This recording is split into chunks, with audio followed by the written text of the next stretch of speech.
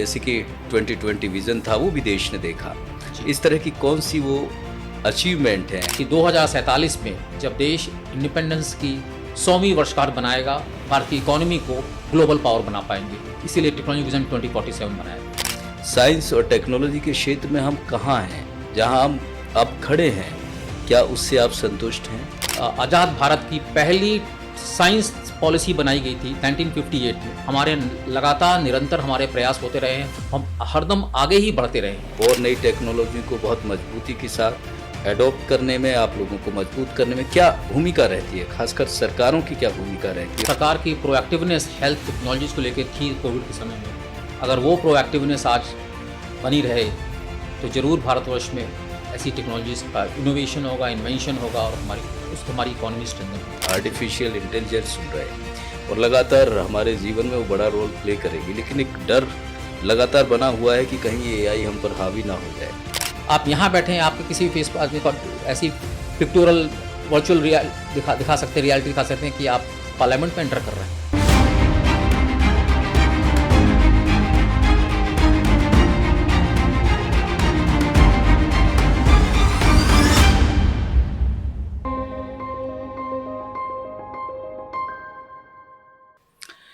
नमस्कार, आप देख रहे हैं द फर्स्ट विटनेस का पॉडकास्ट और मैं हूं सुंदर सोलंकी। देश के लिए सबसे जरूरी चीजों में एक बड़ा महत्वपूर्ण है साइंस और टेक्नोलॉजी में हम कहां खड़े हैं, किस दिशा में जा रहे हैं, और ये सब गाइडिंग फोर्स के तौर पर काम करता है टाइफैक। साइंस और टेक्नोलॉजी की एक ऐसी संस्था जो समय समय पर देश को साइंस और विज्ञान और टेक्नोलॉजी के क्षेत्र में गाइड करती है। जी हाँ, टाइफैक वही है। और टाइफैक के executive director doctor Pradeep Kumar Srivastava आज पॉडकास्ट में हमारे साथ मौजूद हैं। सर, स्वागत है आपका। धन्यवाद। पहला सवाल यही है सर, जो technology information forecasting and assessment council आपकी है, जिसकी आप जिम्मेवारी निभा रहे हैं, हमारे दर्शकों को आसान शब्दों में बताइए कि ये क्या है और देश की विकास में क्या योगदान, किस तरह की भूमिका महत्वपूर्ण अदा करता है। बहुत अच्छा आपने प्रश्न किया। Technology information forecasting assessment council, TIFAC जिसको हम संक्षेप में कहते हैं, वो department of science technology Bharat सरकार की एक स्वायत्त संस्था है, ऑटोनोमस बॉडी है।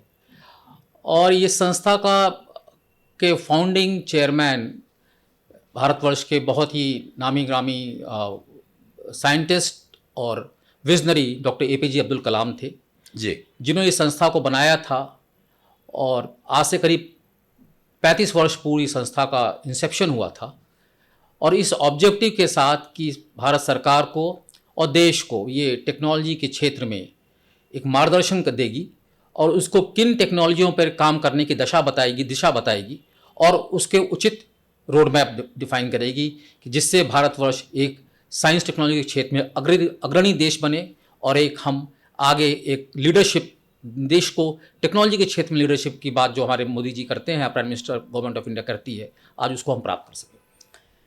अगर बात करें जिस तरह से आप बात कर रहे हैं कि साइंस और टेक्नोलॉजी के क्षेत्र में एक गाइडिंग फोर्स की तरह आप देश का मार्गदर्शन करते हैं, अगर उपलब्धियों की बात करें अब तक की, जैसे कि 2020 विजन था वो भी देश ने देखा, इस तरह की कौन सी वो अचीवमेंट हैं जिनको आप हमारे दर्शकों को बताना चाहेंगे? टाइफैक निरंतर विगत 35 वर्षों से जब से ये बना है, एक अपने देश को एक दिशा देता रहा है टेक्नोलॉजी विज़न के माध्यम से। हम पॉलिसी डॉक्यूमेंट बनाते रहे हैं, रोड मैप बनाते रहे हैं भारत सरकार के लिए कि किन क्षेत्र में कौन सी टेक्नोलॉजियों को पर कार्य किया जाए और क्या हम देश को ले जा सकते हैं, उसका इकोनॉमी पर क्या असर होगा, उसका लाइफ से क्या असर होगा, सोसाइटी पर क्या असर होगा। तो हम जिक्र करें तो टेक्नोलॉजी विज़न 2020 जो हमारे परम आदरणीय डॉक्टर कलाम का विज़न था देश के लिए कि 2020 में देश की टेक्नोलॉजी की दशा क्या होनी चाहिए, देश हमारा किस लेवल पर पहुंचेगा। उसके बाद हम लोगों ने टेक्नोलॉजी विज़न 2035 बनाया, जिसको हमारे आदरणीय प्रधानमंत्री श्री मोदी जी ने लॉन्च किया 2016-17 में। इसके 2035 तक हमें किन टेक्नोलॉजी की ज़रूरत पड़ेगी, किन क्षेत्र में काम करना पड़ेगा, जिससे हम भारतवर्ष को एक डेवलप्ड नेशन बना सकें और एक एस्पिरेशनल नेशन बना सकें कि वो आगे बढ़ सके। इस टेक्नोलॉजी विज़न 2035 बनाया गया। और अब पिछले कुछ वर्षों से, करीब 2-2.5 वर्षों से हम लोग लगातार कार्य करते रहे हैं और टेक्नोलॉजी विजन 2047 को बनाने के लिए कि 2047 में जब देश इंडिपेंडेंस की 100वीं वर्षगांठ बनाएगा, आज जिसको हम स्वर्णिम युग की बात करते हैं, भारतवर्ष को एक टेक्नोलॉजी लीडरशिप की बात करते हैं, तो हम किन टेक्नोलॉजीज़ के माध्यम से भारत को लीडरशिप दे पाएंगे, भारत की इकोनॉमी को ग्लोबल पावर बना पाएंगे। इसीलिए टेक्नोलॉजी विजन 2047 बनाया गया। ये बड़ी बात की आपने कि 100 साल बाद, आज़ादी के 100 साल बाद हम कहाँ होंगे। लेकिन अब अगर बात करें, 75 वर्ष के करीब हमें हो गए आज़ाद हुए, साइंस और टेक्नोलॉजी के क्षेत्र में हम कहाँ हैं? क्या आप जहाँ हम हैं, जहाँ हम अब खड़े हैं, क्या उससे आप संतुष्ट हैं? पहले तो हम ये बताना चाहेंगे कि टेक्नोलॉजी के क्षेत्र में भारतवर्ष में और ख़ासकर हमारी सोसाइटी, हमारा समाज जहाँ पर है, हम लोगों ने बहुत लंबी दूरी तय की है। मुझे याद है, मैं बचपन के समय से, वो बहुत पुराना तो नहीं, 80s का समय याद है, और आपको ले जाना चाहूँगा उसके पहले 1958 में जब भारतवर्ष का आज़ाद भारत की पहली साइंस पॉलिसी बनाई गई थी 1958 में कि हम साइंस की दशा और दिशा क्या होगी जी।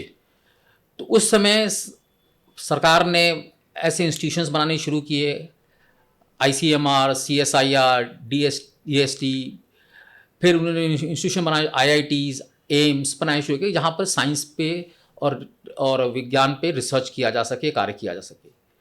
उसके बाद 1983 में टेक्नोलॉजी पॉलिसी आई। अब ये साइंस, पहले साइंस पॉलिसी थी कि हम विज्ञान में क्षेत्र में कार्य करें और उस विज्ञान पे के रिसर्च को हम कैसे टेक्नोलॉजी में बदल सकें, इसलिए टेक्नोलॉजी पॉलिसी आई 1983 में।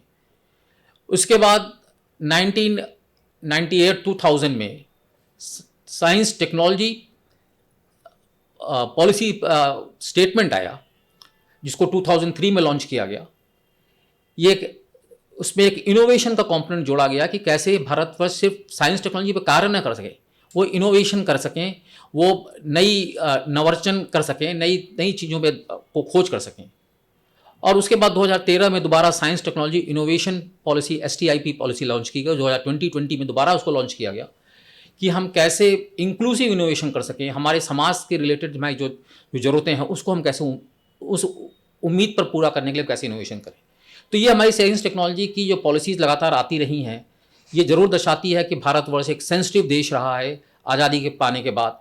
और चाहे वो हम एग्रीकल्चर टेक्नोलॉजीज़ की बात करें, चाहे हेल्थ टेक्नोलॉजीज़ की बात करें, चाहे हम स्पेस टेक्नोलॉजी की बात करें, चाहे डिफेंस टेक्नोलॉजी की बात करें, हमारे लगातार निरंतर हमारे प्रयास होते रहे हैं, हम हरदम आगे ही बढ़ते रहे हैं। थोड़ा सा डिफरेंस ये रहा है कि 2000 के पहले हमारी जो साइंस टेक्नोलॉजी की दशा थी वो बहुत क्लोज टेक्नोलॉजीज़ थी। क्लोज इन द सेंस कि हम वर्ल्ड को बहुत की टेक्नोलॉजीज़ को ज़्यादा नहीं लेते थे। हम सोशलिस्ट टेक्नोलॉजी के रूप में काम करते थे कि हमें छोटी छोटी टेक्नोलॉजीज, इंटरनल टेक्नोलॉजीज हैं, उसको हम कैसे डेवलप करें और कैसे हम काम कर सकें जी। तो उसी दशा में था कि हमारी शुगर केन टेक्नोलॉजी आई थी कि शुगर से कैसे शुगर प्रोडक्शन बढ़ाया जा सके हिंदुस्तान में।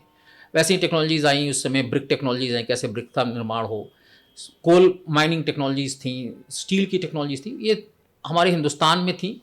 और हमारे यहाँ आपको याद होगा कि हमारे सिर्फ 2 ही ऑटोमोबाइल, 2 ही गाड़ियाँ होती थी, चाहे एम्बेसडर होती थी, हिंदुस्तान मोटर कंपनी थी, या फिएट होती थी, वो भी मल्टीनेशनल कंपनी थी। लेकिन 2000 के बाद जब हमारी इकोनॉमी ओपन की गई, जब हम विश्व की तरफ देखना शुरू किए, अपनी विंडो खोले, तो हमारे पास विदेशों से बहुत सी टेक्नोलॉजीज़ हमारे पास आनी शुरू हुई जी। और हमें अपने IP जो पेटेंट रेजीम को स्ट्रॉन्ग करना पड़ा कि कोई भी अगर नया रिसर्च करता है तो उसको हम कैसे उसको ओनरशिप दे सकते हैं।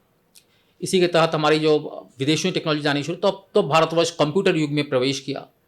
पहले हमें कंप्यूटर बनाने के लिए टेक्नोलॉजीज़ नहीं थी। पहले मुझे याद है कि सुपर कंप्यूटर्स में भी हम लोग को प्रॉब्लम होती थी। हमारे पास, हमारे देश ने परम कंप्यूटर्स की बात की, हमारे देश में इंटरनेट की बातें हुई।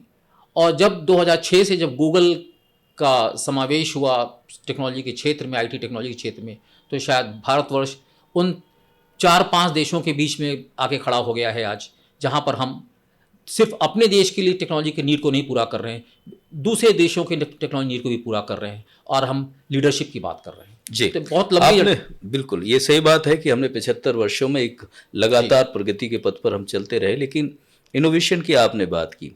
आप मानते हैं कि इनोवेशन के क्षेत्र में जितना हमें करना चाहिए, चाहे हम स्वास्थ्य के क्षेत्र की बात करें, कृषि के क्षेत्र की बात करें, इंफॉर्मेशन टेक्नोलॉजी की बात करें, इनोवेशन को लेकर क्या हम सही जगह खड़े हुए हैं या हमारा ध्यान उस तरफ है? इनोवेशन में हमें लगता है कि विश्व के मुकाबले में हम कहीं ना कहीं कमज़ोर हैं। हाँ, आपने सही बोला कि विश्व के मुकाबले में हिंदुस्तान इनोवेशन में कमज़ोर ज़रूर है, लेकिन ऐसे भी कमज़ोर नहीं है कि हम इस कमज़ोरी को हम पार पा सकें। हमारा प्रयास आज से सिर्फ 5 से 7 साल वर्ष पूर्व 2014-15 में हम ग्लोबल इनोवेशन इंडेक्स एक इंडेक्स होता है जी, जहाँ पर पूरे विश्व के देश की रैंकिंग की जाती है। 155 देशों की रैंकिंग में भारतवर्ष 80s में नंबर हुआ करता था, 80, 88, 87, 85। ये 2014-15 की बात है। जी, लेकिन विगत 8-9 वर्ष में आज 2024 का जो इंडेक्स है, भारतवर्ष 33rd रैंक पर है।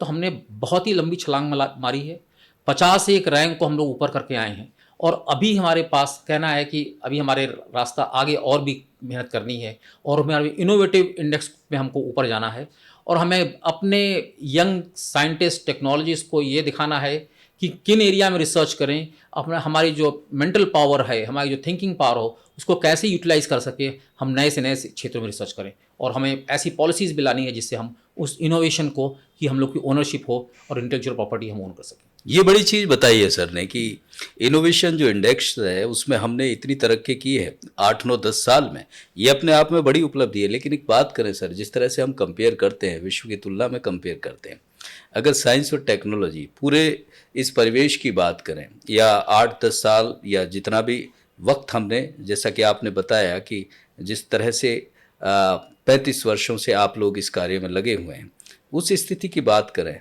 तो देश और हमारे देश की और विदेशों की जो स्थिति है, जो एक रिश्ता है, साइंस टेक्नोलॉजी को ले ले या हमारी पोजीशन को ले ले, उसे कहाँ देखते हैं आप, किस तरह से देखते हैं? देखिए, ये आज जो इनोवेशन की बातें हो रही हैं, सिर्फ हिंदुस्तान में नहीं हो रही हैं, पूरे विश्व में हो रही हैं। जो देश आगे थे वो शायद थोड़े नीचे भी आ गए हैं, कुछ उसमें अभी भी अपनी अपनी जगह बनाए रखे हैं, लेकिन ये ज़रूर है भारतवर्ष और चाइना दो एक ऐसे देश हैं, एशिया के देश हैं, जो लगातार आगे बढ़ते रहे हैं। और आज हम अगर चाइना के मॉडल को देखने की कोशिश करें तो शायद हम ये महसूस करते हैं कि भारत को बहुत कुछ करना है।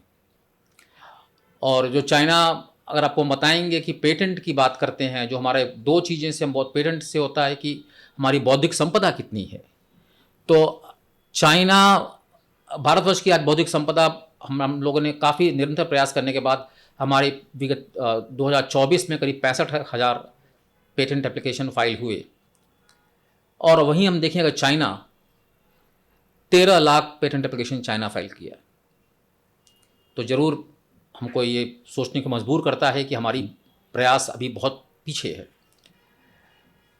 वैसे ही हम टेक्नोलॉजीज़ की बात करते हैं, किसी भी क्षेत्र में भारत अच्छा कर रहा है, लेकिन इसको बहुत अच्छा करने की ज़रूरत है। हेल्थ टेक्नोलॉजीज़ की बात करें, सरकार ने डिजिटल टेक्नोलॉजीज़ के लिए काफ़ी पुश किया। आज हम यूपीआई से पेमेंट करते हैं, फाइनेंशियल पेमेंट्स यूपीआई के माध्यम से होता है। ये ज़रूर एक भारत की बहुत बड़ी उपलब्धि है। हमारी आईटी टेक्नोलॉजीज़ में हम सर्विस सेक्टर में आगे हैं। ये ज़रूर दर्शाता है कि हमारा जो मैन पावर है, हमारा जो नॉलेज फोर्स है वो स्ट्रॉन्ग है, क्योंकि हम सर्विस कहीं भी डेटा सर्विसेज दे सकते हैं। लेकिन इनोवेटिवनेस की जो हमको, हमारे नए हार्डवेयर्स बनाने की बात है, चिप्स बनाने की बात है, वहाँ पर हमको मेहनत करना है, और ज़रूर सरकार इस पर प्रयास कर भी रही है, और हम सरकार के साथ हमारे हर एक इंसान प्रयास कर रहा है। हमारी कंपनीज़, नई कंपनीज़ आ रही हैं। आप देखेंगे कि स्टार्टअप्स में हिंदुस्तान में करीब 100 से ज़्यादा स्टार्टअप्स हो रहे हैं हर साल। हमारे 100 से ज़्यादा यूनिकॉर्न हो चुके हैं, ये बहुत बड़ा नंबर है। और ये जरूर, अगर वो स्टार्टअप हैं तो वो इनोवेटिव स्टार्टअप्स होंगे, क्योंकि अगर उनके पास नई टेक्नोलॉजी नहीं होगी तो स्टार्टअप फिर सर्वाइव नहीं कर सकते हैं। तो ये बहुत कॉम्प्लेक्स सिचुएशन है कि innovation, startup, new policies, new technologies, नया रिसर्च, और साथ साथ वर्ल्ड की इस रेस में हमको आगे रहना है, ये प्रयास भी करना है। ये बड़ी चीज़ कही सर। सरकार का एक रोल की बात भी हुई, उनकी भूमिका की बात हुई। जिस तरह से आपकी संस्था साइंस एंड टेक्नोलॉजी को लेकर प्रयासरत हैं, गंभीर हैं, नए नए इनोवेशन और टेक्नोलॉजी की बात करती हैं कि वो किस तरह से हमारे विकास, हमारे डेवलपमेंट में बेहतर साबित हो सकती हैं। सरकार के रोल की बात करें, क्या इतनी संजीदा सरकार दिखती हैं कि इसको आप जैसी संस्थाओं को बहुत मजबूती के साथ और नई टेक्नोलॉजी को बहुत मजबूती के साथ एडॉप्ट करने में, आप लोगों को मजबूत करने में क्या भूमिका रहती है? खासकर सरकारों की क्या भूमिका रहती है और सरकार की अब तक क्या भूमिका रही? देखिए, सरकार की भूमिका तो अभी हम देखें कोविड के समय में सरकार बहुत प्रोएक्टिव रही हेल्थ के इश्यूज़ को लेकर के। शायद जो हम सरकार की प्रोएक्टिवनेस हेल्थ टेक्नोलॉजीज़ को लेकर थी कोविड के समय में, अगर वो प्रोएक्टिवनेस आज बनी रहे तो ज़रूर भारतवर्ष में ऐसी टेक्नोलॉजीज़ का इनोवेशन होगा, इन्वेंशन होगा, और हमारी इकोनॉमी स्ट्रेंथन होगी।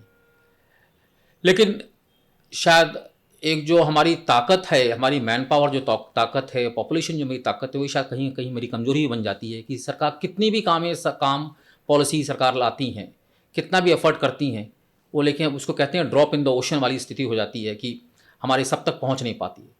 सरकार को और भी जिम्मेदारी लेनी पड़ेगी और संजीदा तरीके से नई टेक्नोलॉजीज़ के प्रति अपनी चॉइसेस को दिखाते हुए, क्योंकि आज हम सब मानते हैं कि नई टेक्नोलॉजी किसी भी काम, कोई भी नया काम करने के पहले हमको फाइनेंस सपोर्ट की जरूरत पड़ती है। जी।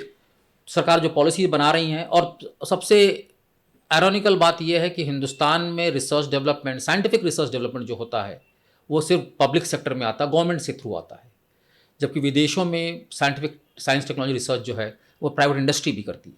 तो हमारी इंडस्ट्रीज़ को भी आगे आना पड़ेगा, हमारी प्राइवेट सेक्टर को आगे आना पड़ेगा कि ऐसे रिसर्च को सपोर्ट करें जिसकी देश को ज़रूरत है, और न कि सिर्फ वो बाहर के रिसर्च को कॉपी करके प्रोडक्ट बनाए। ये बहुत बड़ी जिम्मेदारी लेनी पड़ेगी। सरकार तो लेगी ही, लेकिन हमारे प्राइवेट इंडस्ट्री को भी इस पर काम करना पड़ेगा। ये बड़ी चीज़ है, एक बड़ा आह्वान भी है सर का। Doctor Pradeep Kumar Srivastava executive director हैं, तो उनका ये कहना है कि जिस तरह से केवल सरकार पर ही जिम्मेवारी या सरकार की ही केवल ये कि उसको बढ़ावा साइंस एंड टेक्नोलॉजी को लेकर, चाहे रिसर्च हो या उन चीज़ों को, चाहे वो फाइनेंशियल सपोर्ट्स हो, उनको सामने आने के बजाय एक प्राइवेट सेक्टर को भी इस दिशा में, इस क्षेत्र में सामने आना चाहिए, आगे आना चाहिए। और ये शायद एक बड़ा डिफरेंस क्रिएट करता है। और जहाँ हम बात करते हैं ज़्यादा टेक्निक आती है, इनोवेशन ज़्यादा होती हैं जिन देशों में, क्योंकि वहाँ प्राइवेट प्लेयर्स भी होते बहुत हैं। ज़्यादा होते हैं। एक बात और सर, जिस तरह से आपने ह्यूमन रिसोर्स की बात की, अगर हम बात करें, क्योंकि आपने कहा कि बहुत ज़्यादा जनसंख्या होने का नुकसान भी है, खामियाजा भी है, लेकिन क्या सच में ऐसी स्थिति नहीं बन सकती है कि जो हमारे पास मैन पावर है, ह्यूमन रिसोर्सेज है, उसको डेवलपमेंट में ज़्यादा से ज़्यादा इन्वॉल्व किया जा सके, वो एक हमारे लिए एसेट बने? वो ऐसी स्थिति कैसे पैदा हो सकती है? ज़रूर, मैं तो ये ज़रूर कहता हूँ कि हमारे जो पॉपुलेशन है ये हमारी ह्यूमन कैपिटल है, और सबसे बड़ा एग्जाम्पल हम सबके सामने है चाइना। एक समय में China was the most populous country in the world, और चाइना को पॉपुलेशन देख करके कोई ये नहीं सोच सकता था कि सिर्फ 30 एक साल में चाइना आज कहाँ पर आ गया। तो ज़रूर वो उस ह्यूमन कैपिटल को वो इंसेंटिवाइज किया और उसको यूज़ किया कि कैसे वो नई क्षेत्र में काम कर सकें। आज चाइना का इंफ्रास्ट्रक्चर, चाइना की साइंस टेक्नोलॉजी, चाइना के रीसेंट डेवलपमेंट्स, ये ज़रूर दर्शाता है कि ह्यूमन कैपिटल की उतनी ही बड़ी इम्पोर्टेंस है।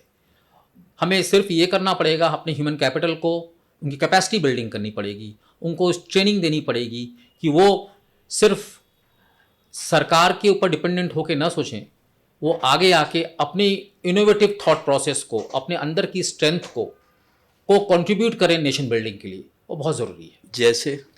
जैसे मैं ये कहूँगा, अभी क्या होता है, जो रिसर्च किए जाते हैं यूनिवर्सिटीज़ में, इंस्टीट्यूशंस में, मैंने कहता हूँ सभी रिसर्च ऐसे होते हैं, बट वो पब्लिकेशन सेंट्रिक होते हैं कि हम पेपर पर्चा छाप लेते हैं और डिग्री दे देते हैं, तो हम सोचते हैं कि मेरा कार्य पूरा हो गया। और वैसे तो हम नंबर ऑफ पीएचडी स्टूडेंट्स हमारे बढ़ जाते हैं, रिसर्च स्कॉलर्स मेरे बढ़ जाएंगे, लेकिन हमारे पेपर बढ़ जाएंगे। पेपर पब्लिकेशन में हिंदुस्तान काफ़ी आगे है, लेकिन ये नहीं हो पाता कि हमारे नए प्रोडक्ट आ सकें।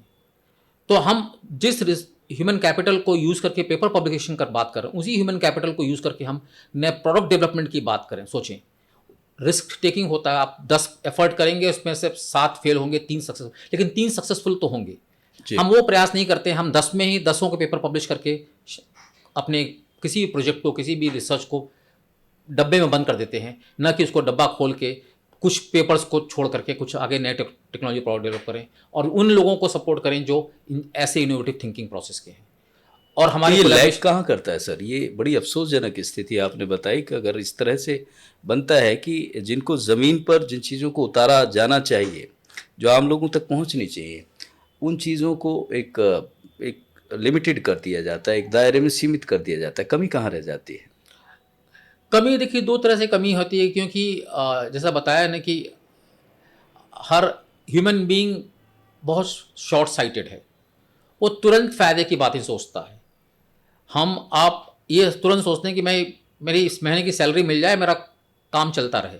हम ये नहीं सोचते हैं कि हो सकता है कि मेरी सैलरी 10 दिन बाद आए, लेकिन मेरा ऐसा कुछ प्रोडक्ट डेवलप हो जाए जिससे हम और सक्सेसफुल हो जाएं। हम ये आम आदमी की सोचने की बात नहीं, ये शायद जो हमारे बड़े प्राइवेट इंडस्ट्रीज़ हैं, वो किसी भी टेक्नोलॉजी को कॉपी करके लाने की बात करते हैं, वो टेक्नोलॉजी पर इन्वेस्ट करके रिसर्च करवाने की बात नहीं करते हैं। आज इसी क्षेत्र में नया जो ट्रेंड आया है, और जब भारत सरकार ने देश को ओपन किया है बाहर की कंपनीज को आने के लिए, एफडीआईज के लिए, तो आपको मैं बताना चाहूँगा करीब 150 से ज़्यादा 170-75 ग्लोबल कैपेसिटी सेंटर्स जीसीसी बन रहे हैं हिंदुस्तान के हर शहरों में। और उनका एक काम ही ये है कि हमारे रिसर्च डेवलपमेंट, हमारी कैपेसिटीज़ को इन्हांस करें। ठीक है, जो कंपनी बना रही है वो अपने फ़ायदे की बात करेगी, बट हमारे लोग तो ट्रेन हो रहे हैं, हमारी कैपेसिटी बिल्डिंग तो हो रही है, और कहीं हमारी ये ट्रेंड मैन पावर अपनी फुल थ्रॉटल में अपनी एनर्जी को यूज़ करें, तो ज़रूर हमारा एक स्वर्णिम भविष्य की ओर हम आगे बढ़ सकते हैं। एक और बात सर, कि जिस तरह से साइंस एंड टेक्नोलॉजी हर क्षेत्र में, क्योंकि बड़ा महत्वपूर्ण रोल प्ले करती है, एक एडमिनिस्ट्रेशन एक ऐसी चीज़ हो गई है, क्या अब उसमें जो दायरा है साइंस एंड टेक्नोलॉजी का, जो रोल है, जो भूमिका है, वो किस तरह से ज़्यादा बढ़ सकती है? क्योंकि एडमिनिस्ट्रेशन इतना महत्वपूर्ण जगह होती है, चाहे वो किसी संस्थान के लिए हो, कहीं भी। एडमिनिस्ट्रेशन में का साइंस एंड टेक्नोलॉजी में भूमिका, या सरकार की साइंस टेक्नोलॉजी में भूमिका, बहुत ही इंटरेस्टिंग प्रश्न है। क्योंकि जैसा कि हम कहें कि हमारी भारतवर्ष एक डेमोक्रेटिक कंट्री है, और डेमोक्रेटिक कंट्री में जो हमारी गवर्नमेंट बनती है वो by the people for the people बनती है। जी। तो हम सरकार वो एडमिनिस्ट्रेशन कहें, वो तो शायद हमारी सोसाइटी ही होगी। तो इसमें भूमिका ये रही है कि सरकार को सही समय पे सही मार्गदर्शन देना, ये हमारी जैसी संस्था करती हैं, और सरकार को क्या डिसीजन लेना है, वो क्या जो एडमिनिस्ट्रेटिव सेटअप में डिसीजन जो होते हैं, उसमें फाइनेंस बहुत बड़ा फैक्टर होता है कि किन टेक्नोलॉजीज़ को सपोर्ट किया जाए। जैसे मैं आपको एग्जांपल दूंगा, जी। आज स्पेस टेक्नोलॉजीज में भारत अपना एक परचम लहरा रहा है।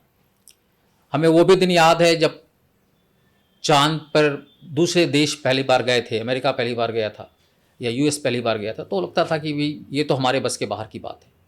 लेकिन आज हम उस सब चीज़ को अचीव कर चुके हैं। आज हम चंद्रयान 1-2 की बात कर रहे हैं, आज हम मार्स पे जाने की बात कर रहे हैं, आज हम सूरज पर एक्सप्लोरेशंस की बात कर रहे हैं। तो शायद भारतवर्ष सरकार ने ऐसे सेंटर्स, इसरो जैसे सेंटर्स जो बनाए हैं, वो उनको इतनी सपोर्ट किया है कि वो आज इस लेवल तक आ सके हैं। तो हमारे लिए गर्व की बात है।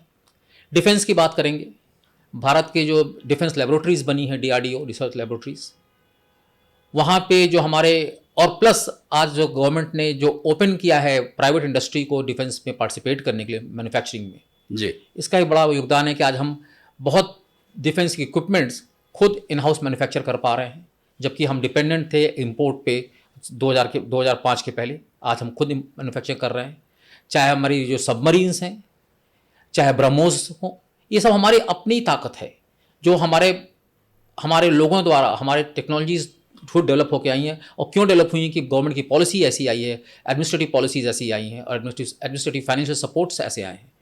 हेल्थ में क्षेत्र में बात करें, आज हम डिजिटल हेल्थ की बात कर रहे हैं, जहाँ पर हमें अब हमारा प्रयास, मेरी संस्था ने इसको पायलट भी किया है, मैं बताना चाहूँगा कि करीब 1 लाख पॉपुलेशन के, गाँव जी। के पॉपुलेशन को हेल्थ डेटा, उसका हीमोग्लोबिन लेवल, उसका ECG, उसका CO2 लेवल, उसका ऑक्सीजन लेवल, लिपिड लेवल और शुगर लेवल, इस सबको हम लोगों ने मैप करके बिना किसी पैथोलॉजी लेबोरेटरी के, हम डोर टू डोर जा करके, जैसे आधार कार्ड बनता था, वैसे डोर टू डोर जाके उनको सेंसर के माध्यम से उनका डेटा कलेक्ट करके हम लोगों ने क्लाउड पर डाला है और हर आदमी के आधार कार्ड से उसका डेटा लिंक किया गया है। बड़ी कि चीज़ वो है सर। कहीं भी किसी देश के किसी भी कोने में, विश्व के किसी भी कोने में रहेगा तो वो अपना डेटा को एक्सेस कर सकता है, कि उसको मालूम हो सकता है कि उसका हीमोग्लोबिन बढ़ा हुआ था, घटा हुआ था, दवा ले रहा है या नहीं रहा है।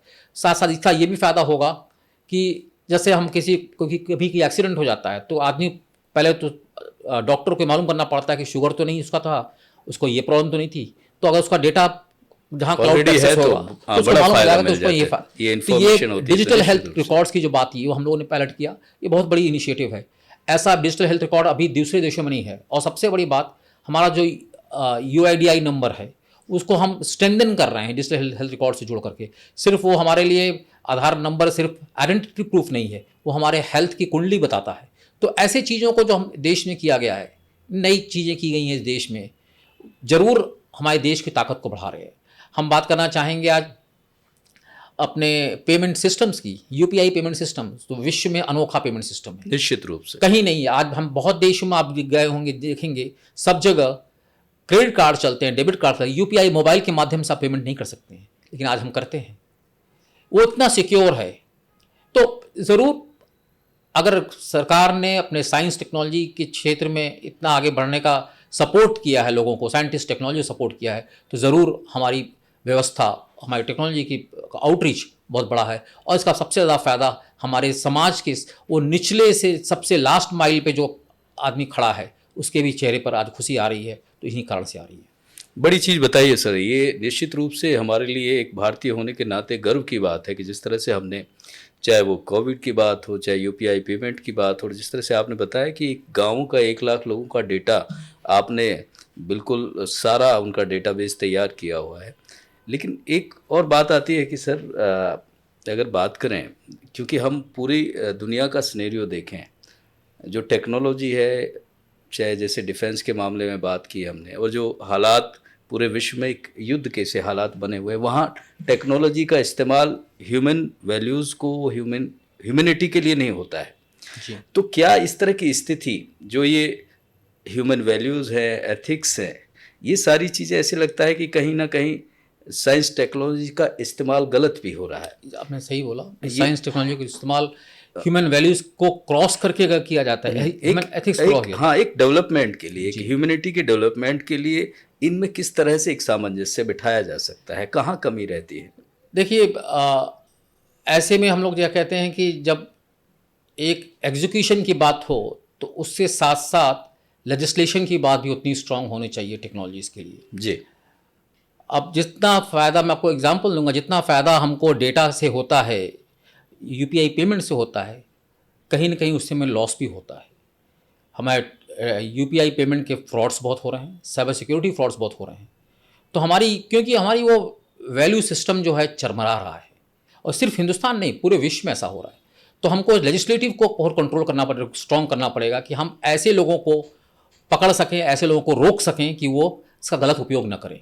जैसे हम बात करते हैं बॉर्डर्स पे लड़ाई जो होती है, अभी इजराइल और फ़िलिस्तीन की, अभी कई देशों में लड़ाई निरंतर चलती रहती है, अभी यूक्रेन और रशिया की लड़ाई चलती रही, उसमें टेक्नोलॉजीज़ ज़रूर यूज़ होती रही हैं। लेकिन जो डिसिसिव फैक्टर है वो तो हमारे अंदर का ह्यूमन वैल्यू और एथिक्स ही है।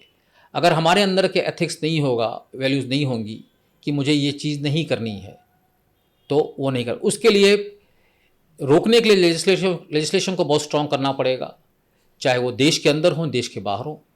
दूसरा ये कि अल्टीमेटली लोग को एक फिलॉसफी ऑफ लाइफ को समझनी पड़ेगी कि ये जीवन भी बहुत लिमिटेड है।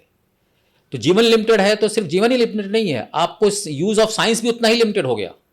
अगर हम सोचें कि हम साइंस को यूज़ करके हम बियॉन्ड लाइफ नहीं कुछ कर सकते हैं, विद इन लाइफ ही कर पाएंगे, बिल्कुल ठीक तो वो जो बात है बहुत उतनी इंपॉर्टेंट है। दूसरा बहुत ही इंटरेस्टिंग चीज़ें आ रही हैं सामने अब कि लॉन्जिविटी बढ़ रही है, हमारे जीवन की उम्र बढ़ती जा रही है।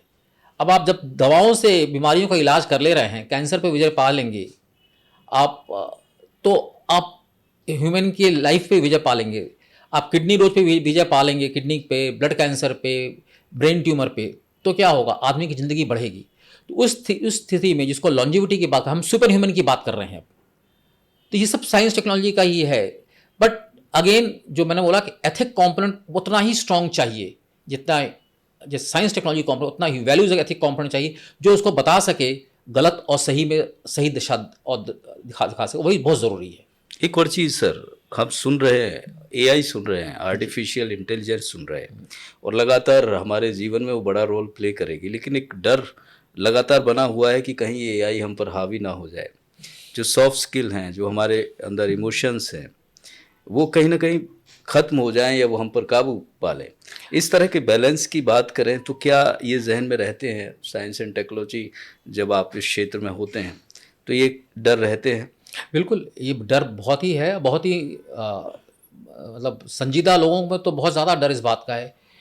AI, ethical AI, generative AI, ये इतना इम्पोर्टेंट है कि जितना एआई का यूज़ इम्पोर्टेंट है, उससे 10% ज़्यादा उसका मिसयूज़ इम्पोर्ट हो रहा है। अब आप फेशियल रिप्लेसमेंट कर सकते हैं, आपके फेस के, आप किसी आदमी पर आपका फेस लगा के आपको दिखा सकते हैं कि वो आदमी ऐसा मूवमेंट कर रहा है। आप यहाँ बैठे हैं, आपके किसी फेस पर आदमी का ऐसी पिक्टोरल वर्चुअल दिखा सकते हैं, रियलिटी दिखा सकते हैं कि आप पार्लियामेंट में एंटर कर रहे हैं। तो ये सब चीज़ें तो इतनी क्रूशियल हो गई हैं, इतनी इंट्रिकेट हो गई हैं कि हमको उस पर राइडर्स से कंट्रोल्स लगाने की ज़रूरत है। एआईज़ का हम कहाँ यूज़ करें, ये बहुत इंपॉर्टेंट है। एआईज़ का हेल्थ के लिए यूज़ करना बहुत अच्छा है, बहुत इंपॉर्टेंट है कि हम अगर 100 एक्सरे प्लेट्स देख के बता सकें कि 101 वाली एक्सरे प्लेट में किसी को बीमारी है कि नहीं, चेस्ट का इन्फेक्शन है कि नहीं, तो एआई का यूज़ अच्छा हुआ। और अगर हम उसी एआई को यूज़ करके बिना बीमार आदमी में किसी एक बीमारी का एक्सरे प्लेट दिखा के उसको उसके जीवन से खेल लें, तो उसका मिसयूज़ हुआ। तो एथिकल इंटरवेंशन बहुत ज़रूरी है, और ये तभी हो सकता है जब हम हमारे अपने बच्चों को, अपने सोसाइटी में, अपने समाज में ऐसे लोग की जनसंख्या बढ़ेगी जो सही और गलत में दिशा बता सकेंगे। हमारे पेरेंट्स को ज़रूरी होगा कि अपने बच्चों को बताएं। आज सब कुछ कंटेंट हमारे मोबाइल पे, हमारे इंटरनेट पे अवेलेबल रहता है। बच्चों को बताना बहुत ज़रूरी है कि आपके लिए क्या उपयोगी है और क्या घातक है। ऐसे ही एआई के क्षेत्र में बताना बहुत ज़रूरी है, यूज़ करना होगा कितना आप बिना घर बैठ के आप बहुत सी चीज़ों को आप दिखा सकते हैं। आज आप व्हाट्सएप पे देखिए, ऐसे बहुत से ऑगमेंटेड रियलिटी, वर्चुअल रियलिटी के हमारे छोटे छोटे स्निपेट्स आते हैं जो आपको लगता है सब कुछ सही है, लेकिन वो कुछ नहीं है। वो बिल्कुल ठीक बात कही आपने। ये सर लगातार इस बात को चेता भी रहे हैं, और एक बड़ी चीज़ ये है कि मानवता के हित में हमें तय करना होगा, हमारे भीतर जो मानवीय वैल्यूज़ हैं वो तय करें कि टेक्नोलॉजी, साइंस का जो इस्तेमाल है वो मानवता के भले के लिए होना चाहिए। और ये लगातार एक वाइज डिसीज़न ये हमें ही तय लेना होगा कि किस तरह से, कहाँ तक, कब तक, कैसे ये फैसले हों। सर एक आखिरी में एक सवाल ये कि आपने बताया कि 75 साल में हमने बहुत सारी उपलब्धियां हासिल की, लेकिन एक रोड मैप आपकी संस्था ने तैयार किया है 2047 का, 100 साल हमारी आज़ादी के हो जाएंगे। कहाँ देखते हैं हमारे देश को, भारत देश को? भारतवर्ष निश्चित एक डेवलप्ड नेशन होगा, एक टेक्नोलॉजिकली प्रोवन एक लीडर होगा, और मैं इस बात को कहने में मुझे कोई संकोच नहीं है, जितनी सेंसिटिविटी आज वैल्यूज़ एथिक्स हिंदुस्तान के लोगों में है, वो हमारे चाहे पूर्वजों के कारण हो, हमारे इनबिल्ट सिस्टम में, हमारे जेनेटिक सिस्टम में ऐसा है कि हम लोग के अंदर से एक आवाज़ ज़रूर आती है कुछ ही गलत करने के पहले कि ये गलत है, ये सही है। तो हमारा देश एक स्ट्रॉन्ग नेशन के रूप में उभरेगा।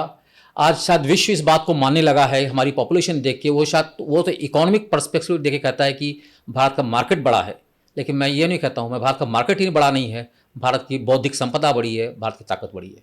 और ज़रूर 2047 में एक डेवलप्ड नेशन के रूप में, एक सशक्त हेल्दी नेशन के रूप में और एक टेक्नोलॉजिकली एडवांस नेशन के रूप में, जिसमें शायद हम सक्सेसफुल और डेवलप्ड नेशन हो और ग्लोबल लीडरशिप की बात जरूर हम प्रूव कर पाएंगे। निश्चित रूप से ग्लोबल लीडर होंगे, हम डेवलप्ड नेशन होंगे और यही हमारा विजन है और यही हमारी कोशिश भी है। लगातार हमारी लीडरशिप भी यही प्रण भी कर रही है, बता भी रही है। हमारे साइंस एंड टेक्नोलॉजी से क्षेत्र से जुड़े हुए लोग लगातार ये प्रयास कर रहे हैं और निश्चित रूप से ये हम हासिल करेंगे। टाइफेक किस तरह से काम करता है, क्या उपलब्धियां हैं, वो सब डॉक्टर प्रदीप कुमार श्रीवास्तव जी ने बताई। बहुत शुक्रिया, बहुत अच्छा लगा हमें और लोगों के लिए निश्चित रूप से कि साइंस यानी कि विज्ञान किस तरह से हमारे डेवलपमेंट में एक बड़ा रोल प्ले कर रही है, टेक्नोलॉजी एक बड़ा रोल निभा रही है, वो सब आपने जाना। निश्चित रूप से आपको अच्छा लगा होगा। बहुत शुक्रिया आपका हमारे पॉडकास्ट में जुड़ने के लिए। फिलहाल इस खास पेशकश में इतना ही। नमस्कार।